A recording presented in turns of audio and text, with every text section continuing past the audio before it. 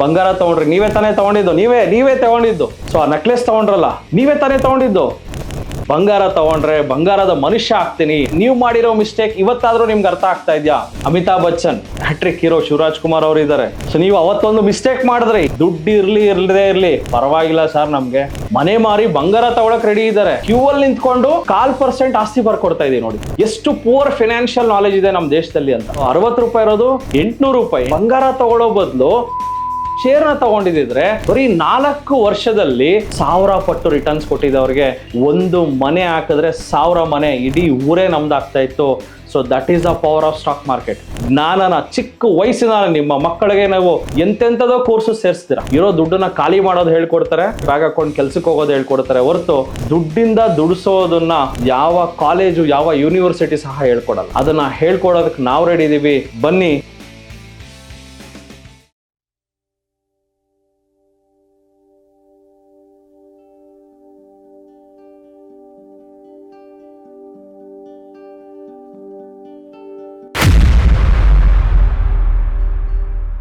ನಮಸ್ತೆ ಕರ್ನಾಟಕ, ನಾನು ನಿಮ್ಮ Manoj Kumar, SEBI registered research analyst. ನನ್ನ ಸೆಬಿ ನೋಂದಣಿ ಸಂಖ್ಯೆ INH 00002068. ಇಲ್ಲಿ ನಾವು ಕೊಡುವ ಪ್ರತಿಯೊಂದು ಮಾಹಿತಿ ಸಹ ಪ್ರೆಸೆಂಟ್ ಡೇಟಾ ಮೇಲೆ ನಿಂತಿರುತ್ತೆ. ಈ ವಿಡಿಯೋ ಕೇವಲ ಒಂದು ಎಜುಕೇಶನಲ್ ಪರ್ಪಸ್ ಆಗಿರುತ್ತೆ. ಇದು ನಿಮ್ಮನ್ನ ಪ್ರಚೋದನೆಗೊಳಿಸುವ ಉದ್ದೇಶವಂತೂ ಆಗಿರುವುದಿಲ್ಲ. ನಮಸ್ತೆ ಕರ್ನಾಟಕ, ನಾನು ಇವಾಗ ನಾನು ಕಲ್ಯಾಣ್ ಜ್ಯುವೆಲ್ಲರೀಸ್ ವೆಬ್ಸೈಟ್ ಲಾಗಿನ್ ಮಾಡಿದ್ದೀನಿ. ಸೊ ಏನಾದ್ರು ಜ್ಯುವೆಲ್ಲರಿ ತಗೊಳ್ಳೋಣ ಅಂತ ನನಗೆ ಆಸೆ ಆಗ್ತಾ ಇದೆ. ತುಂಬಾ ಜನಕ್ಕೆ ವಿಡಿಯೋ ನೋಡೋರಿಗೆ ನಿಮ್ಮ ಮನೆಯಲ್ಲಾಗ್ಲಿ ನೀವಾಗ್ಲಿ ಆ ಜ್ಯುವೆಲರಿ ಅನ್ನೋ ಒಂದು ಎಕ್ಸ್ಟ್ರೀಮ್ ಲೆವೆಲ್ ಎಲ್ಲ ಒಂದು ಕ್ರೇಜ್ ಇರುತ್ತೆ. ಜ್ಯುವೆಲರಿ ತಗೋಬೇಕು, ಹಾಕೋಬೇಕು.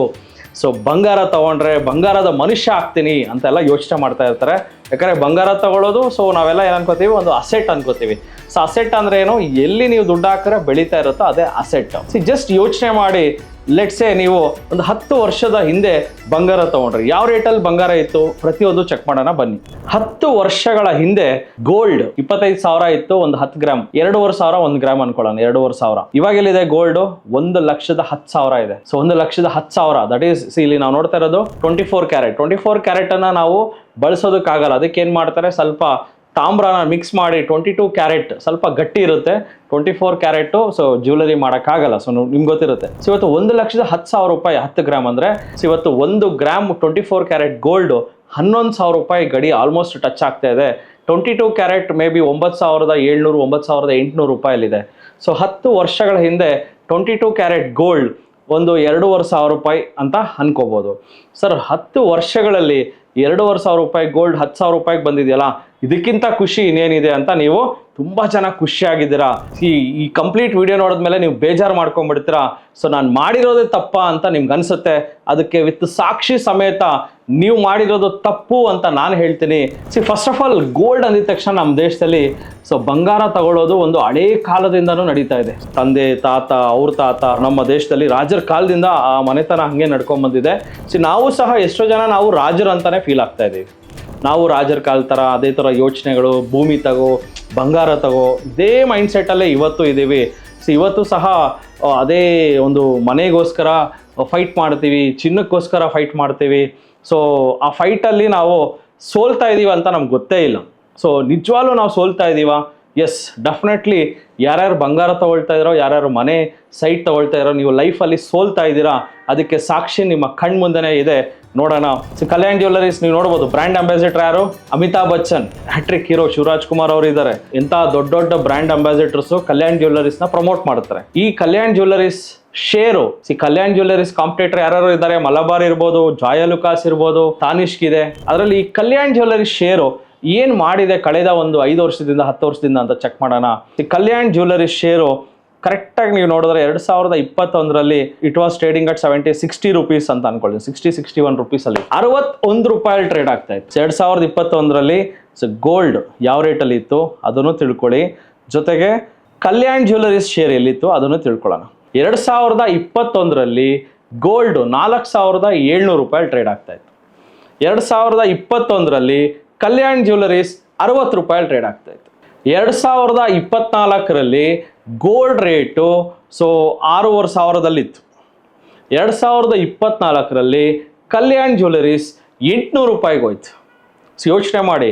4,700 ರೂಪಾಯಲ್ಲಿ ನೀವು ಕಲ್ಯಾಣ್ ಜ್ಯುವೆಲ್ಲರೀಸ್ಗೆ ಹೋಗಿ ಖುಷಿಯಿಂದ ಬ್ಯಾಂಗಲ್ ಕೊಡಿ, ನೆಕ್ಲೆಸ್ ಕೊಡಿ ಅಂತ ನೀವು ತಗೊಂಡ್ರಿ. 2024 ಬರೋಷ್ಟರಲ್ಲಿ ಸೊ ಬಂಗಾರದ ರೇಟ್ 4700 6,500 ಹೋದಾಗ ಫುಲ್ ಖುಷಿ ಆದ್ರಿ, ನೋಡ್ದ ರೇಟ್ ಜಾಸ್ತಿ ಆಯ್ತು ಅಂತ. ಸೊ ಬಟ್ ಅದೇ ಕಲ್ಯಾಣ್ ಜ್ಯುವೆಲರಿ ಶೇರಲ್ಲಿ ನೀವು 60 ರೂಪಾಯಲ್ಲಿ ನೀವು ಬಂಗಾರ ತಗೊಳ್ಳೋ ಬದಲು ಕಲ್ಯಾಣ್ ಜ್ಯುವೆಲರಿ ಶೇರ್ನ ತಗೊಂಡಿದ್ರೆ ಬರೀ 4 ವರ್ಷದಲ್ಲಿ ನಿಮಗೆ 10 ಪಟ್ಟು ರಿಟರ್ನ್ಸ್ ಬರ್ತಾ ಇತ್ತಲ್ಲ. ಸೊ 60 ರೂಪಾಯಿ ಇರೋದು 800 ರೂಪಾಯಿ. 800 ರೂಪಾಯಿ ಅಂದ್ರೆ 10 ಪಟ್ಟಲ್ಲ, 12ರಿಂದ 13 ಪಟ್ಟು. ಸೊ ಅಂದರೆ ನೀವು ಬಂಗಾರ ತಗೊಂಡ್ರಿ, 1 kg ಬಂಗಾರ ತಗೊಂಡ್ರಿ, ಸೊ ಅದು ವಿತಿನ್ 4 ಇಯರ್ಸಲ್ಲಿ 1.5 kg ಅಂತ ಆಯಿತು ಅಂದ್ಕೊಳ್ಳೋಣ. ಅದೇ ನೀವು ಕಲ್ಯಾಣ್ ಜ್ಯುವೆಲರಿ ಶೇರಲ್ಲಿ ಹಾಕಿದರೆ ನಿಮಗೆ 12 kg ಬಂಗಾರ ಬರ್ತಾ ಇತ್ತು. ಸೊ ನೀವು ಹೆಂಗೆ ಯೋಚನೆ ಮಾಡ್ತೀರಾ ಅಂದರೆ ಮನೆ ಮಾರಿ ಬಂಗಾರ ತಗೊಳ್ತೀನಿ ಅಂತ ಯೋಚನೆ ಮಾಡ್ತಾರೆ ನಮ್ಮ ದೇಶದಲ್ಲಿ.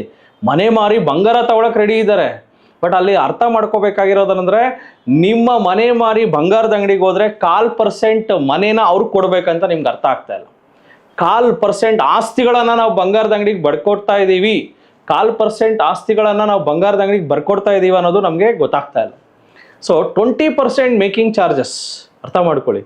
ನೀವೇನಾದ್ರು 1 ಕೋಟಿ ಎತ್ಕೊಂಡೋಗಿ ಬಂಗಾರದ ಅಂಗಡಿಗೆ ಹೋದರೆ 20 ಲಕ್ಷ ಬಂಗಾರದ ಅಂಗಡಿಯವ್ರಿಗೆ ಹೋಗುತ್ತೆ, ನಿಮಗೆ 80 ಲಕ್ಷ ರೂಪಾಯಿ ಅಷ್ಟೇ ಗೋಲ್ಡ್ ಸಿಗೋದು.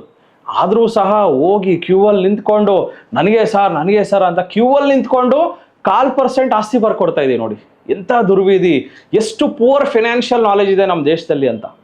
ನಮ್ಮ ದೇಶದಲ್ಲಿ 95% ಜನಗಳಿಗೆ ದುಡ್ಡು ಹೆಂಗೆ ವರ್ಕ್ ಆಗುತ್ತೆ, ದುಡ್ಡನ್ನ ದುಡಿಸೋದು ಹೆಂಗೆ, ದುಡ್ಡಿಂದ ಮರಿ ಹಾಕ್ಸೋದು ಹೆಂಗೆ ಅನ್ನೋದು ಗೊತ್ತಿಲ್ಲ. ಅದರಿಂದ ನಾವು ಇವತ್ತು ಸಹ ಬಂಗಾರ ತಗೊಳ್ಳೋದು, 2 ವೀಲರ್ ತಗೊಳ್ಳೋದು, ಕಾರ್ ತಗೊಳ್ಳೋದು, ಜಾಲಿಯಾಗಿ ದುಡ್ಡನ್ನ ಖರ್ಚು ಮಾಡೋದು.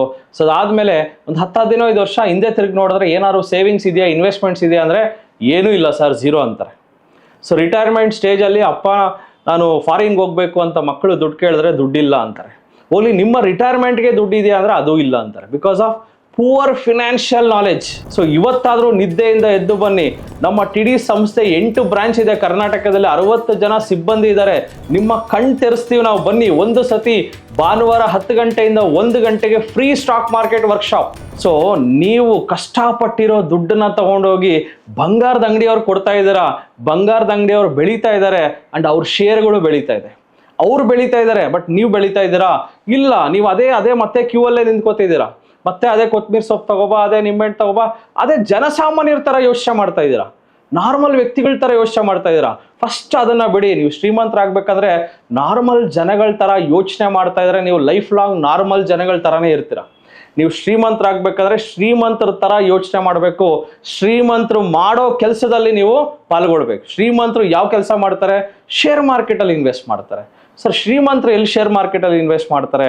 ಜಸ್ಟ್ ಅರ್ಥ ಮಾಡ್ಕೊಳ್ಳಿ, ನಮ್ಮ ದೇಶದಲ್ಲಿ ಎಷ್ಟು ದುಡ್ಡು ಶೇರ್ ಮಾರ್ಕೆಟಲ್ಲಿ ಇದೆ ಅಂತ ಫಸ್ಟ್ ಅರ್ಥ ಮಾಡ್ಕೊಳ್ಳಿ. ಸೊ 459 ಲಕ್ಷ ಕೋಟಿ ದುಡ್ಡಿದೆ ಶೇರ್ ಮಾರ್ಕೆಟಲ್ಲಿ. ಸೊ ಪ್ರತಿಯೊಬ್ಬ ಶ್ರೀಮಂತ, ಪ್ರತಿಯೊಬ್ಬ 1000 ಕೋಟಿ ಇರೋನು ಶೇರ್ ಮಾರ್ಕೆಟ್ಗೆ ಹೋಗಿ ದುಡ್ಡು ಹಾಕ್ತಾನೆ. 1000 ರೂಪಾಯಿ ಇರೋನು ತರಕಾರಿ ಮಾರ್ಕೆಟ್ಗೆ ಹೋಗಿ ತರಕಾರಿ ತಗೊಳ್ತಾನೆ. ಇಷ್ಟೇ ವ್ಯತ್ಯಾಸ. ನಮ್ಮ ದೇಶದಲ್ಲಿ ಹೈಯೆಸ್ಟ್ ದುಡ್ಡು ಇರೋದೇ ಶೇರ್ ಮಾರ್ಕೆಟಲ್ಲಿ. ಸೊ ಬ್ಯಾಂಕಲ್ಲಿ ಎಷ್ಟು ದುಡ್ಡಿದೆ ಅಂದರೆ 220 ಲಕ್ಷ ಕೋಟಿ ದುಡ್ಡಿದೆ. ಶೇರ್ ಮಾರ್ಕೆಟಲ್ಲಿ ಎಷ್ಟಿದೆ? 459 ಲಕ್ಷ ಕೋಟಿ. ಇಲ್ಲಿ ನಿಮ್ಮ ಕಣ್ಮುಂದನೇ ಕಾಣಿಸ್ತಾ ಇದೆ ನೋಡಿ, 459 ಲಕ್ಷ ಕೋಟಿ ದುಡ್ಡಿದೆ ಶೇರ್ ಮಾರ್ಕೆಟಲ್ಲಿ. ಬ್ಯಾಂಕಲ್ಲಿ 220 ಲಕ್ಷ ಕೋಟಿ. ಬ್ಯಾಂಕ್ ದೊಡ್ಡದ, ಶೇರ್ ಮಾರ್ಕೆಟ್ ದೊಡ್ಡದ? ನಿಮ್ಮನ್ನ ನೀವೇ ಕೇಳ್ಕೊಳ್ಳಿ. ಇನ್ನು ಬ್ಯಾಂಕು, FD ಇದೇ ಯೋಚನೆಗಳಲ್ಲಿದ್ದೀವಿ. ಸ್ವಲ್ಪ ಲೈಫಲ್ಲಿ ಮುಂದಕ್ಕೆ ಬನ್ನಿ. iPhone 17 ಬರ್ತಾ ಇದೆ, ಬಟ್ ನಮ್ಮ ಲೈಫು, ನಮ್ಮ ಯೋಚನೆಗಳು ಇನ್ವೆಸ್ಟ್ಮೆಂಟಲ್ಲಿ ಇನ್ನು ನಾವು iPhone 1 ಇದ್ದೀವಿ. ಕಲ್ಯಾಣ್ ಜ್ಯುವೆಲರಿ ಶೇರ್ ಇವತ್ತು 507 ರೂಪಾಯಿ ಇದೆ. 5 ವರ್ಷದ ಹಿಂದೆ ಇದು 60 ರೂಪಾಯಿ ಇತ್ತು.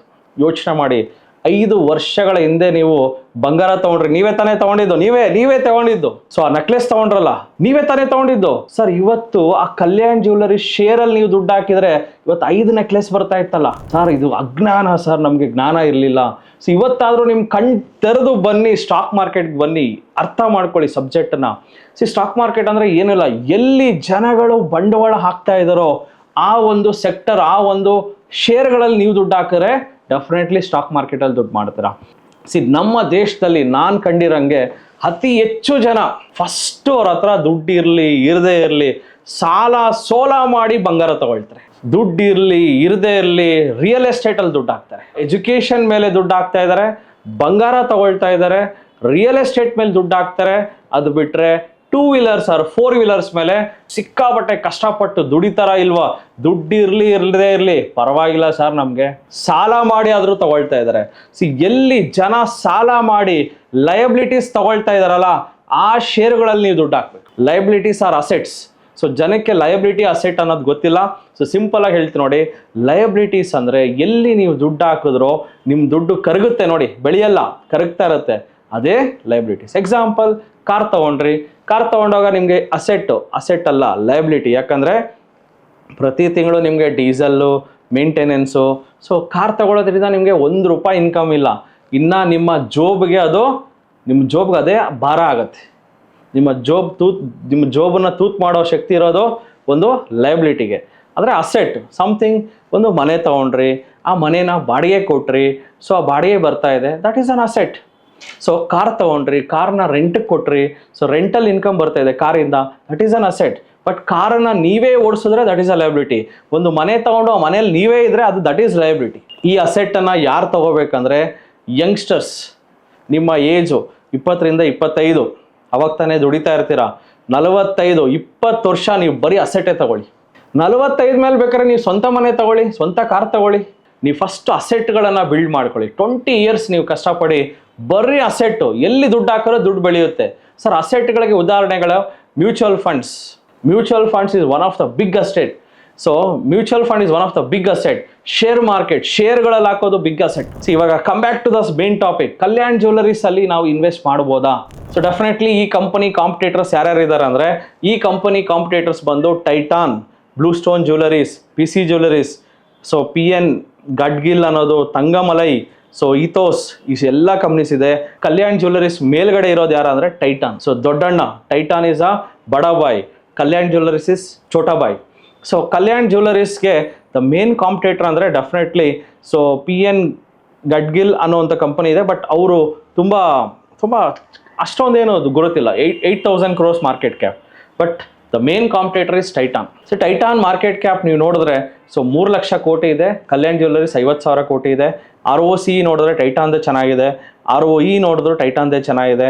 ಬಟ್ ಡೆಟ್ಟು ಟೈಟಾನ್ದು ಜಾಸ್ತಿ ಇದೆ, ಸಿಕ್ಕಾಪಟ್ಟೆ ಸಾಲ ಇದೆ ಟೈಟಾನ್ಗೆ. ಬಟ್ ಕಲ್ಯಾಣ್ ಜ್ಯುವೆಲರೀಸ್ ಡೆಟ್ ಕಡಿಮೆ ಇದೆ. ಸೊ PN ಗಡ್ಗಿಲ್ ಜ್ಯುವೆಲರೀಸ್ದು ತುಂಬ ಚೆನ್ನಾಗಿದೆ ಡೆಟ್ ನೋಡೋಕೆ ಹೋದರೆ.